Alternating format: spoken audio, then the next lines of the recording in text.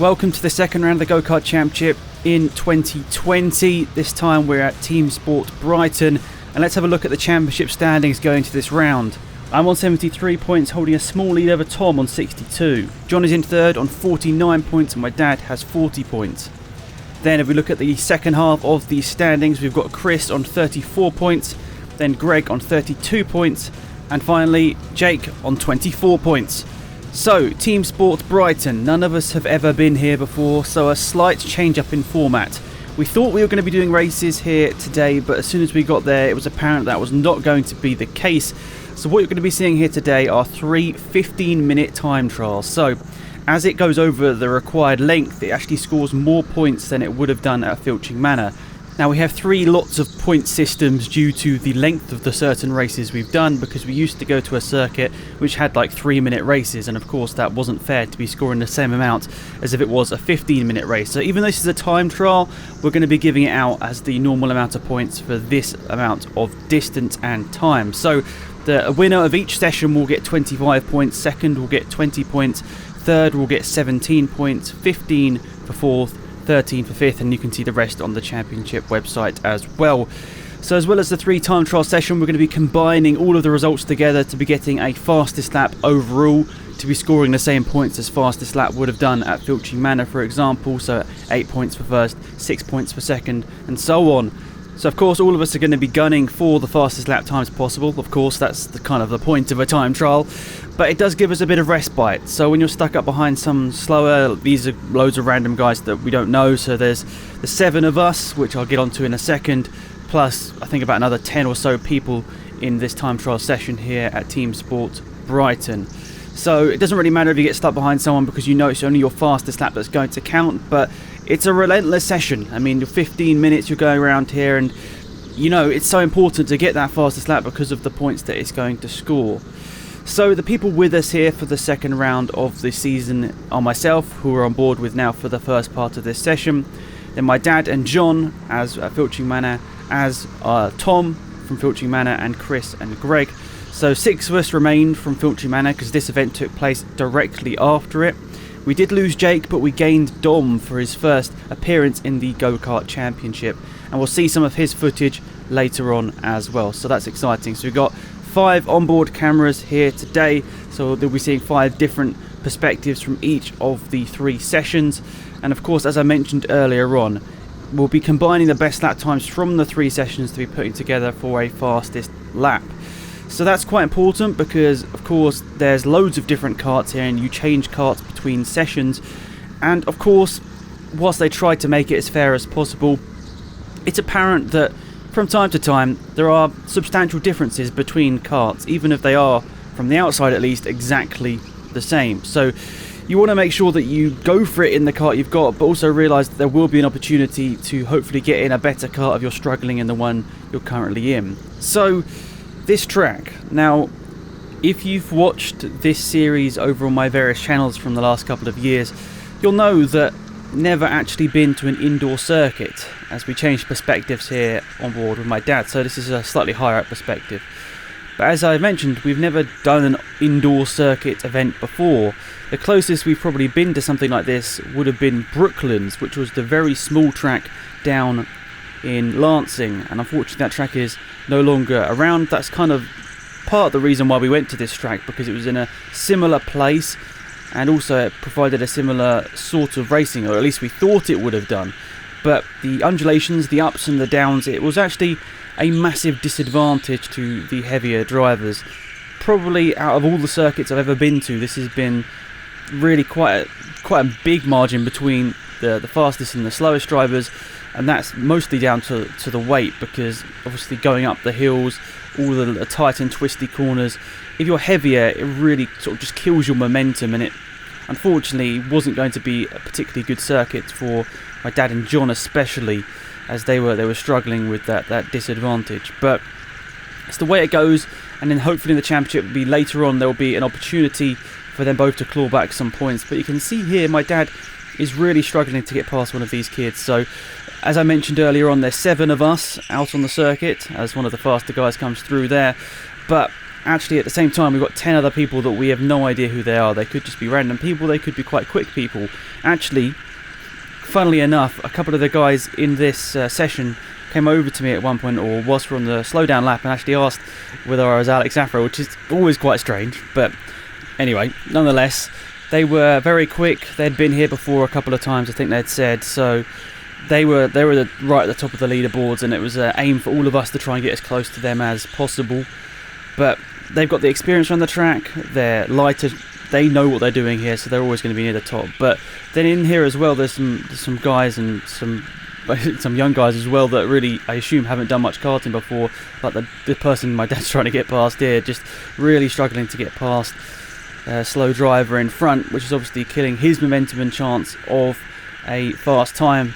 But as it is a time trial, of course, you can just back off, give yourself a couple of laps to get a gap, and then go for it. That is kind of the beauty of it. But I think my dad senses he can get past this guy quite quickly, or he should be able to get past him quite quickly, but it's not really working out. So let's go on board with Dom.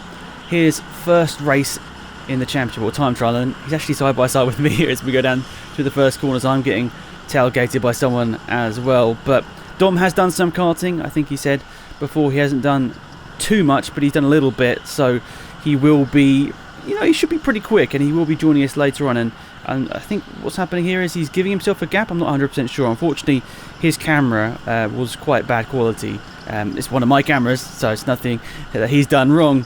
But unfortunately, this was one of the cameras that really struggled in the low light conditions. And of course, it is very dark in these indoor centres, and I had to put my clear visor on, of course, because I wanted to make sure I could see. Having a tinted visor wasn't going to be the greatest idea in this scenario here, but this camera at least does make it look a little bit worse than it actually was. But of course, I want to give everyone their airtime who did give their time up to join the championship for the second round of the 2020 season.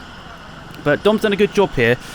He's understood it's a time trial. It doesn't matter how many laps you complete. You could complete 3 laps and get a fast time, and that could be it, really.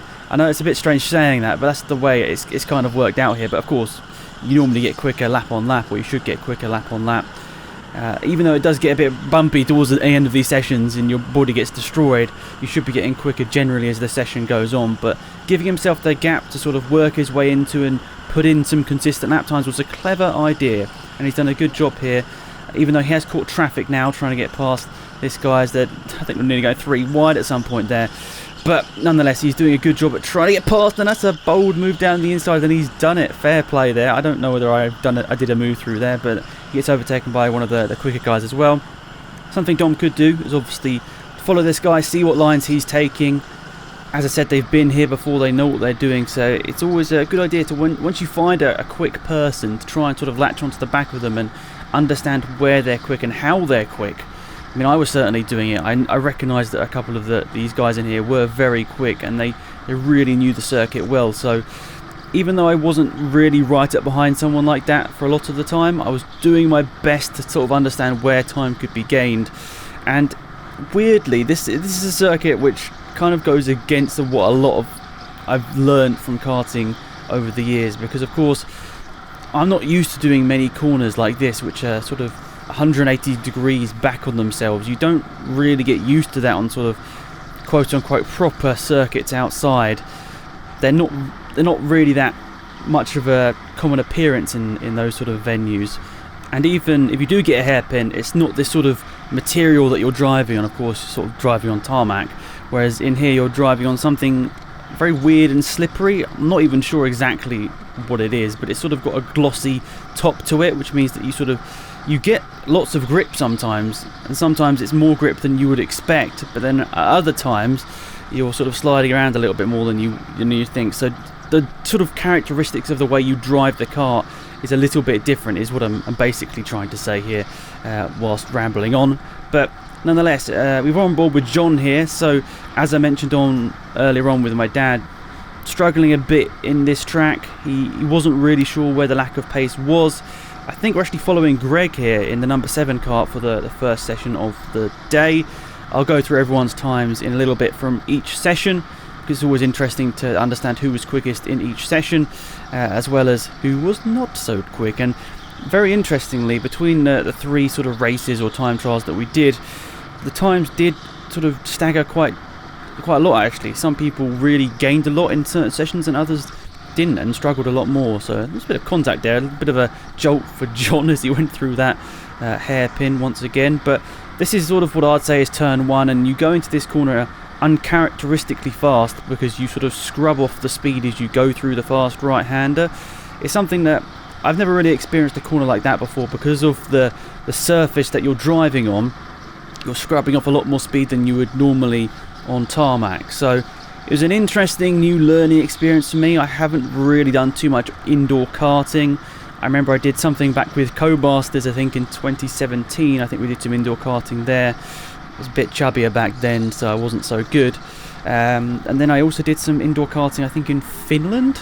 I think they're my two experiences so far, so sort of nothing quote-unquote proper British indoor karting. But I enjoyed it, probably not, in all honesty, probably not as much as I enjoy outdoor karting.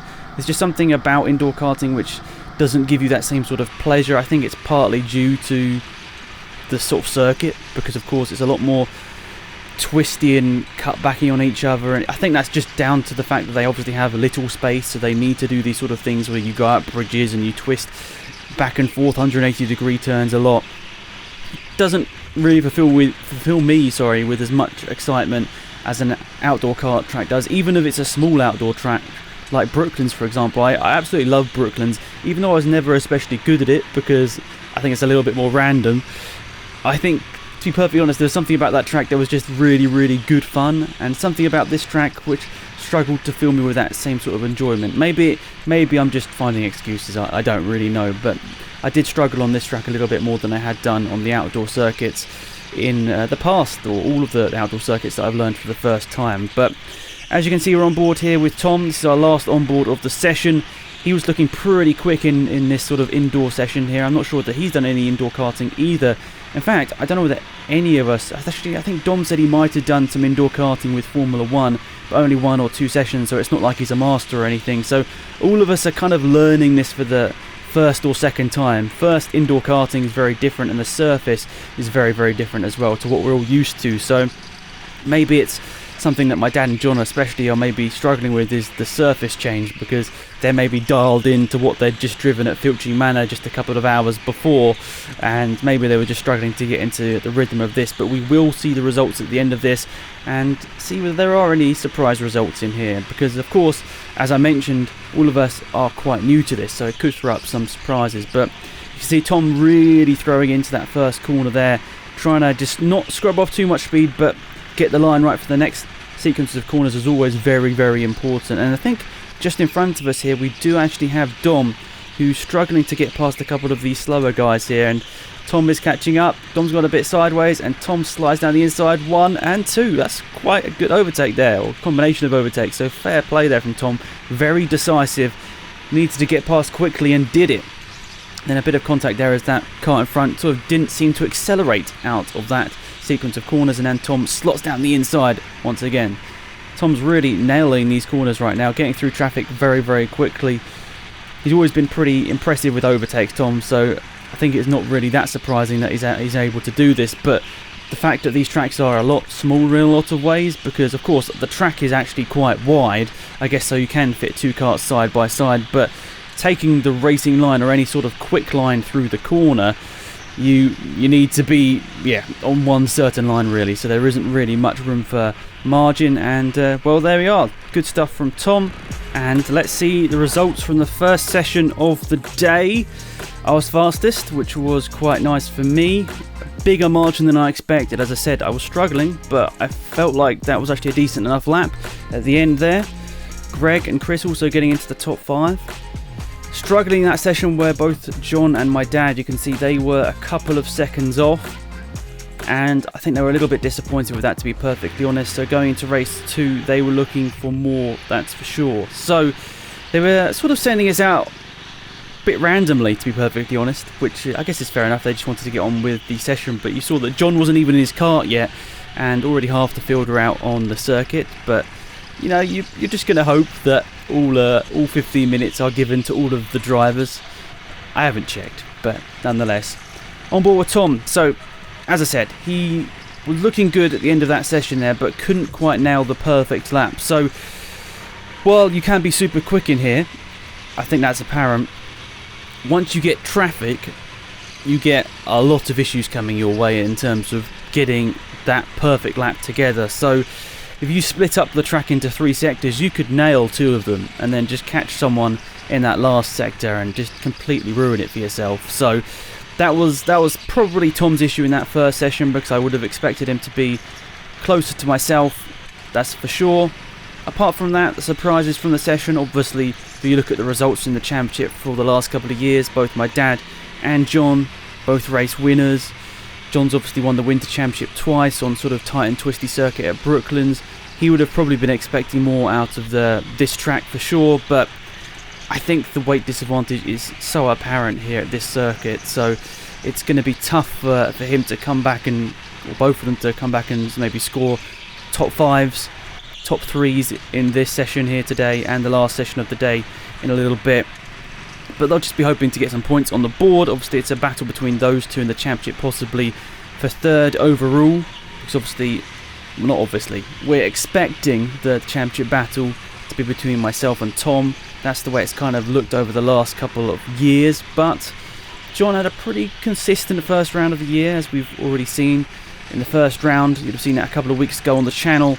He managed to get 4 podiums, wasn't it? 4 podiums in the first 4 races, so he was super consistent there. Even though he didn't get top 3 in qualifying, he managed to score 3rd place in all of the races, even the crazy reverse grid race, which in fact he nearly won that one. He was right in the battle for that until right at the end. So Filter Man always throws up some surprises. This track, well, I think we're all learning it, so there's definitely some surprises to be had, but it looks like we've sort of understood the pattern of where this could be going already.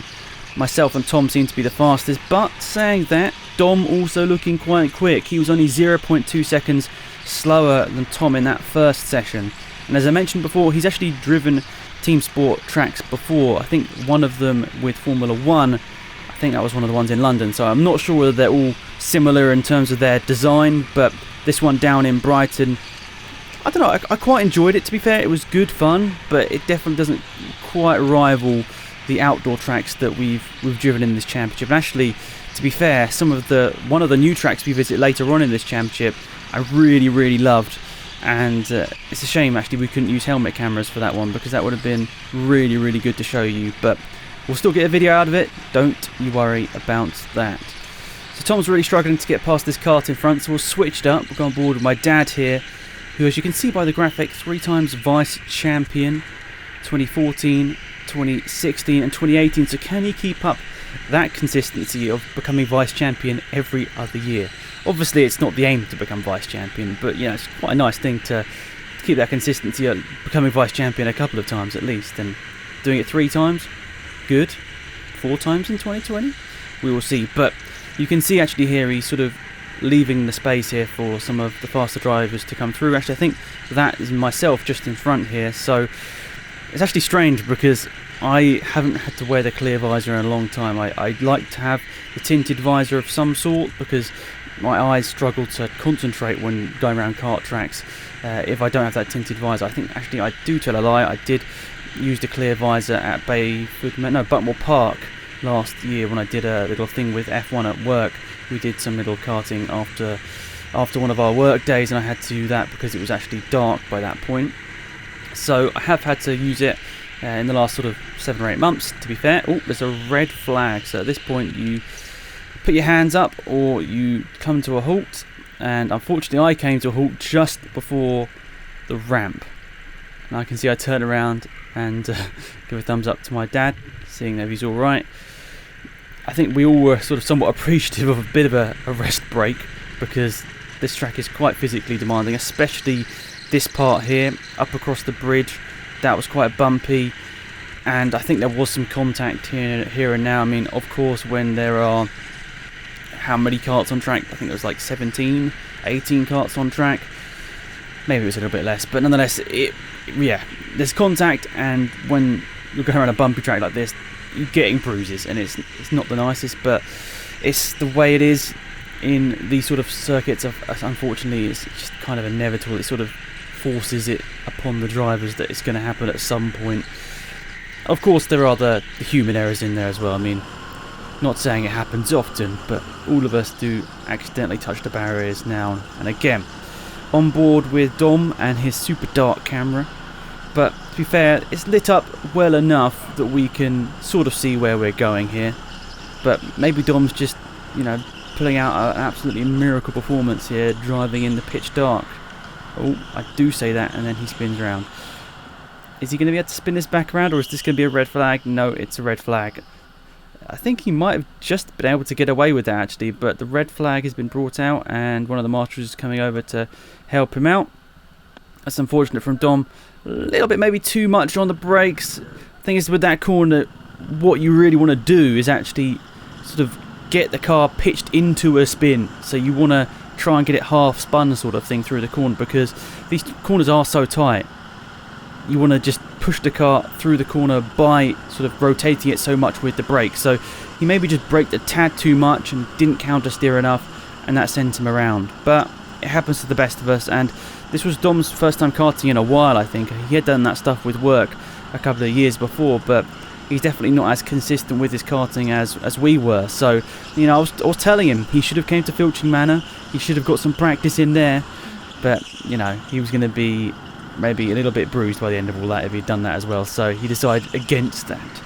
So he came just for the second round here today, and now he's got to try and rebuild that confidence. Of course, having a spin is never nice. It dents the ego of everyone, having a spin. So you're always going to try and just sort of reclaim that by putting in some lap times over the preceding laps to just sort of make sure you're building up to the pattern of where you can be. So a little bit rugged through here. Dom's not quite on the optimal line through here, but his times in the first session proved that he can be quick. So he's going to be trying to at least secure the third fastest sort of time within our session at least. So I was actually lying a minute ago when I said there were 17 karts on track. There's only 14 on track, so it's still quite busy considering how sort of small this track is. I mean, a 32, 33 second lap being filled with 14 karts. It's going to be busy. On board with John now. You can start to see a little bit more now the camera has woken up.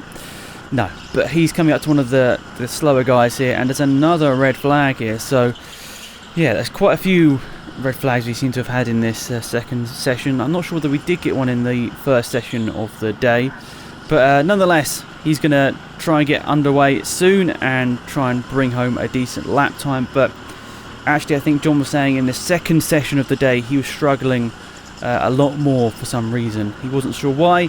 He said the kart, number 13, actually funnily enough, was the kart that Dom had in the first session, so they were rotating around the karts quite a bit. Always interesting to note that somebody suits a certain characteristic of a kart better than another. Obviously, John not gelling so well with this kart, whereas Dom in the first session did good stuff with this kart, putting in the third fastest time within our group. But John's not really able to maximise this right now. But maybe it's the weight thing, or possibly something else, which is meaning that he's just not able to maximise it. But at the same time, people's driving styles is sometimes better in certain karts. So yeah, maybe in the last session we'll see John put in a masterclass. Fingers crossed for that. Of course, he'll be hoping for the championship that is the case. But he's struggling to get past this number 3 kart here in front of him, and now he's been overtaken by one of the fast guys who you can see sort of just swings around the outside, nearly contact between the two of them, but luckily there wasn't, because of course, even though John is maybe struggling to get the ultimate lap time here, he's putting in some consistent laps, which is important. He's just hoping at some point he'll be able to squeeze past this car in front and go for the fast lap, because of course that's what's going to be important for the championship in terms of the points.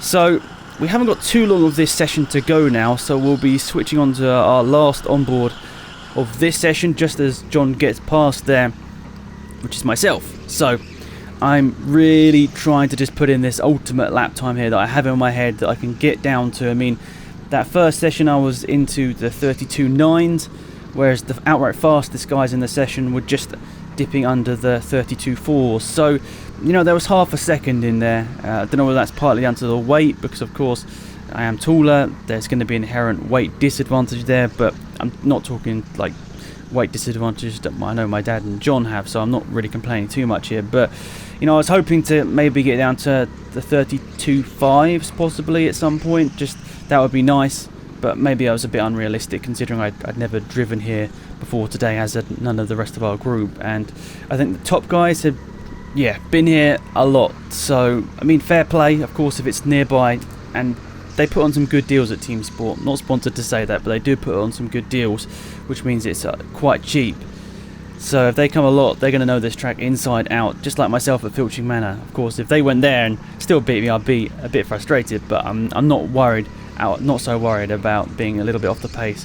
Because at the end of the day, I realise every little sort of session you do in karting is always a learning experience. You're never going to be going in there to be like the ultimate person. You're never going to be able to be perfect. So even though maybe at Filching Manor I can get close to a perfect lap, round here I knew that I was not going to be that close to being perfect. So I was just trying my best, and being as close as possible was the aim to the top guys here today. And I think they're actually brothers as well, so there was a bit of rivalry between those two about who was going to come out on top. So you can see there I'm just trying to stretch out my hands. They were really starting to sort of get a bit painful and sort of get clenched up a little bit because of the amount of sort of vibrations going through here. But I've got to say, whilst I said about Filching Manor and Lid and so on, the outdoor tracks being more entertaining for me personally to drive, in terms of cost, indoor karting is generally a significant amount cheaper. So we did 45 minutes of driving here for £30, if I remember correctly. So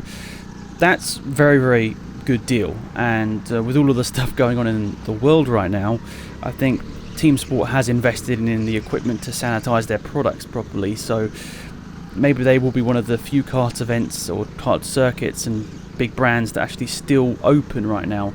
I don't know how it works, to be perfectly honest. I'm personally just glad that we managed to get the go-kart championship in before all of this happened, but I don't know how the go-karting sort of world's going to continue on, because of course arrive and drive karting, you need to have those helmets and overalls and so on sanitized properly between uses, and if you've got big groups, I don't know how possible that is. So nonetheless, I let someone quick go through here. I saw him out of the corner of my eye, and I was like, I'm going to follow this guy for a couple of laps. I know he's quick, so I'm going to do my best to try and keep up here. But little did I know it was right near the end of the session here. We only got about a minute or so left of this one before it's going to go yellow. But that's maybe enough time for 2 laps, and that one of those 2 laps could be enough to get me fastest in our group. And little spoiler, it got a bit closer. It got a bit closer in the second session, which is good for the championship, because of course, even though of course I want to win the championship, that's kind of the point. I want it to be a close championship, an enjoyable one at the same time, and having enjoyable races is very important to me. So even though this is a time trial, not a race, I'm still doing my best to make sure that it's good fun, and having battles out on the track is a part of that. So nonetheless, I think this is possibly the last lap of the session for me, so I'm really trying to put the pace on. But I think I realised at this point maybe I was struggling at the end of this one. I think I was a little bit exhausted. You see the guy in front of me, the quick guy, has pulled away a little bit by a second or two, so I think I realised these last couple of laps weren't especially great. So unfortunately for me, one of my better times was probably earlier on in the session. But as I swing it in through the first corner there, I think in a minute we'll probably be going to red. I'm not sure whether it will be on this lap. I'm not sure whether I'll get this last lap in here. But nonetheless, I was seeing the lines he was taking in front of me and just trying to grab any little bit of knowledge. And there's the yellow flag and the end of the session to go along with it. So there we are. A bit closer that time. Only about 0.4 of a second between myself and Tom. Chris was about another 0.3 of a second back. Dom, not so quick in this one, struggling a little bit more, ultimately nearly 1.4 seconds off my pace. And then the second half of the leaderboard, this time my dad was faster than John. Good stuff from My dad managed to beat John. Of course, there's a big battle between those two in their championship battle. So we're going into this last race time trial of the day. Dom gets in his car and drives away straight away. I'm not sure the marshal knew he was going, but fair enough, Dom's gone for it.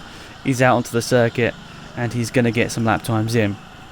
So 15 minutes now to ultimately see what happens with the rest of Teamsport's day, because 2 wins for me in the first 2 sessions will be good for my points total. Of course, I was already leading coming in, beating Tom in those first 2 sessions, and of course the increased points for it. It's going to be quite decent for me in terms of the championship standings at the end of this one. Now Dom is waiting up here. I think he's waiting for someone to follow possibly. I'm not 100% sure. Maybe just giving himself a gap.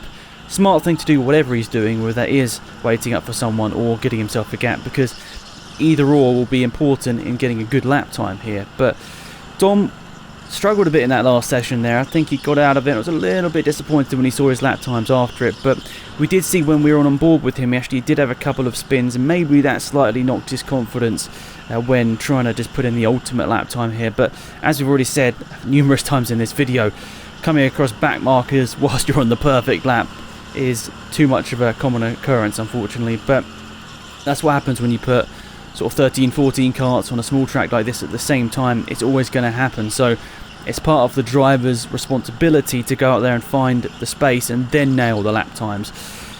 Easier said than done, however. So I think some of us out there were just going for it all the time. I knew, for me personally, what I was doing was I was going for 5 minutes, giving myself a couple of minutes break, going for another 5 minutes, bit of a break, and then what was ever left of the session, I was normally destroyed at that point, sort of 12 minutes in.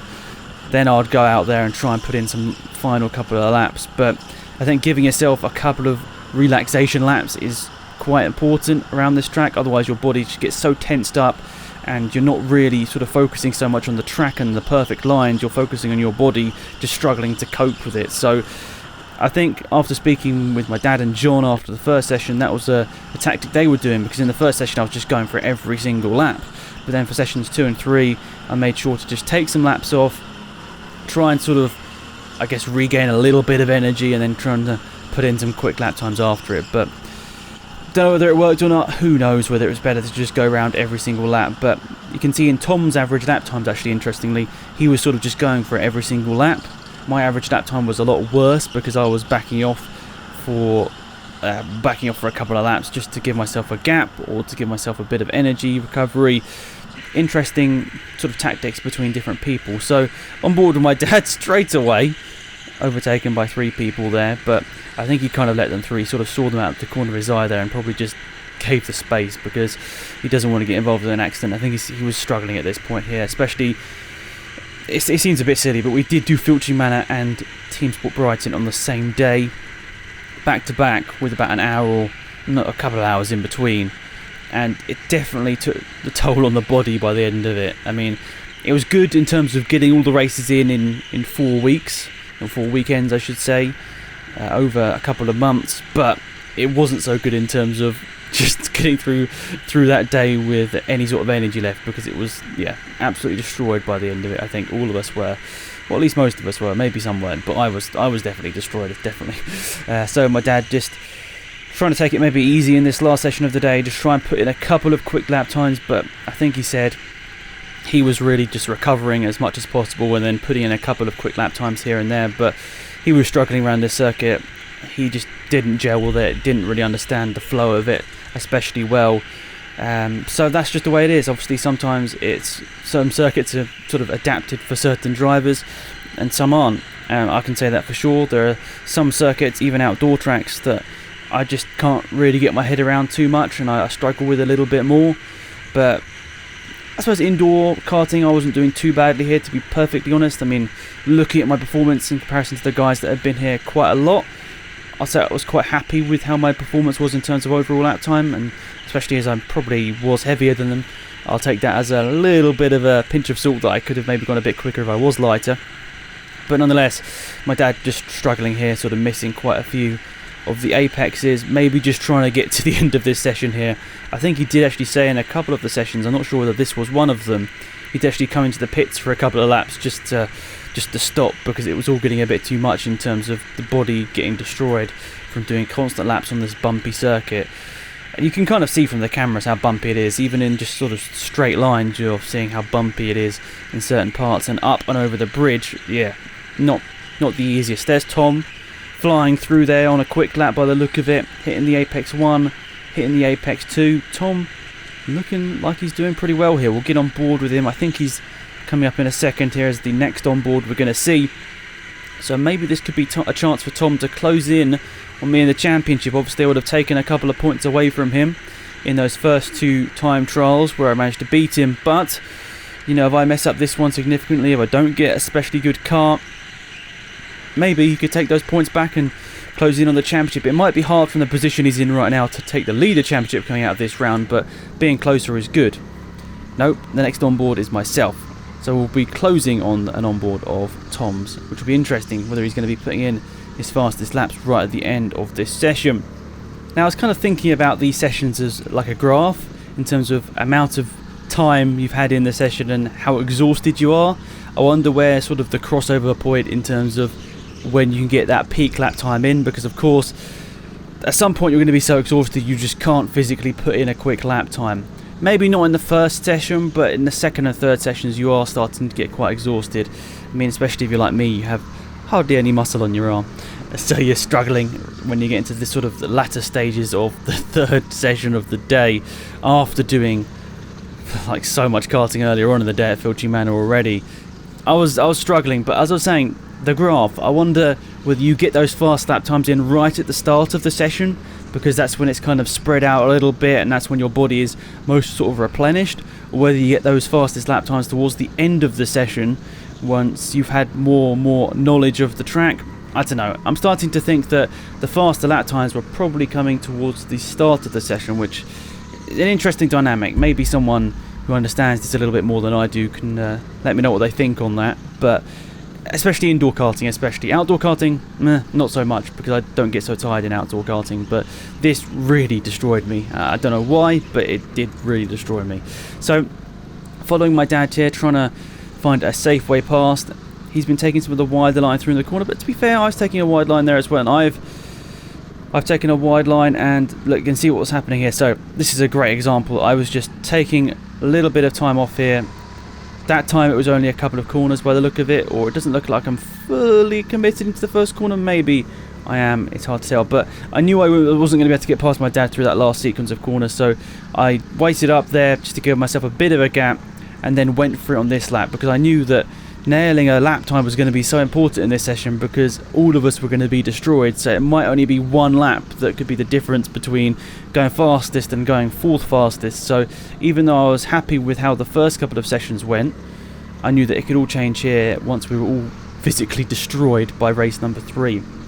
Also, very important to note the points for the overall fastest laps. So as we gave out points sort of for the fastest laps and the pole positions in the other rounds, we're doing a sort of fastest lap overall over the 3 sessions, because of course karts change. I was trying to do my best to make this as fair as possible, give some points out for that as well. So that's why the fastest lap overall was a point system that we came up with for this as well. And bit of contact with the wall there. I think that's Tom going past me as well. I think you can sort of tell I was struggling at this point.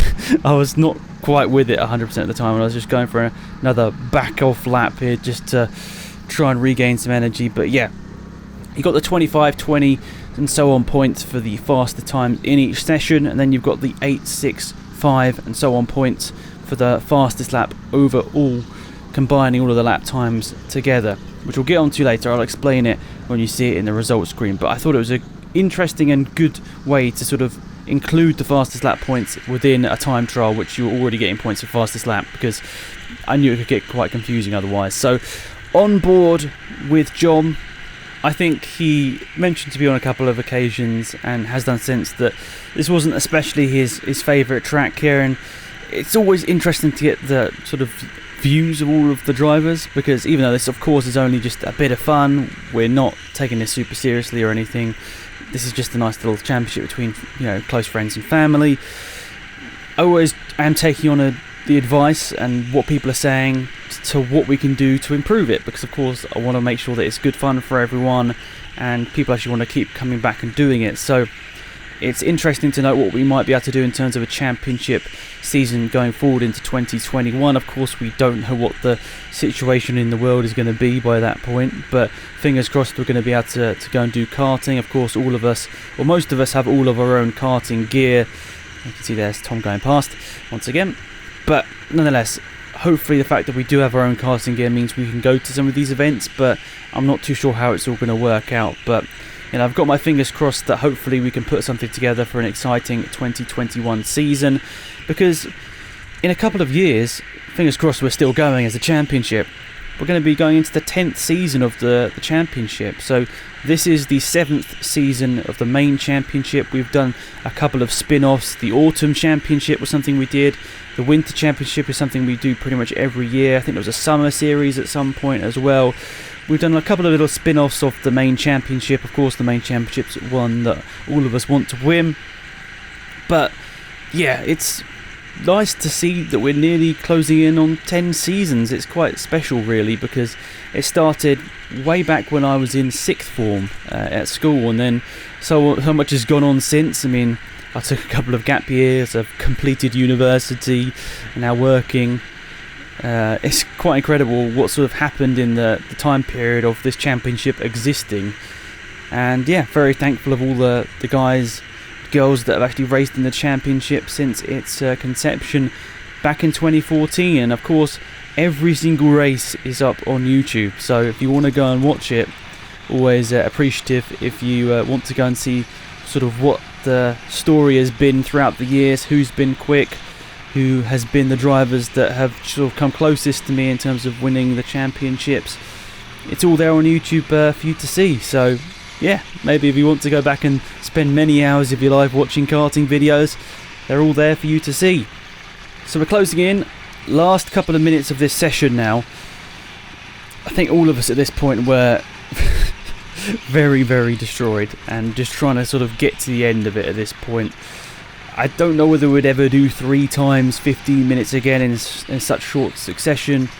There were gaps in between of sort of about 15-20 minutes, so another session with another group took place in between us, but it was physically quite tough, so I don't know whether a lot of us wanted to do that again. Maybe a lot of it was down to doing Filching Manor on the same day, not the most sensible scheduling situation on my part possibly, but it did mean the championship all went ahead as planned and wasn't interrupted with the global worldwide situation, which it would have done if we hadn't done a double header back to back this weekend. It would have run into March, and we would have run into trouble, unfortunately, with the championship. So we were very, very lucky with how it all played out. So nonetheless, we'll see these last couple of laps here on board with Tom.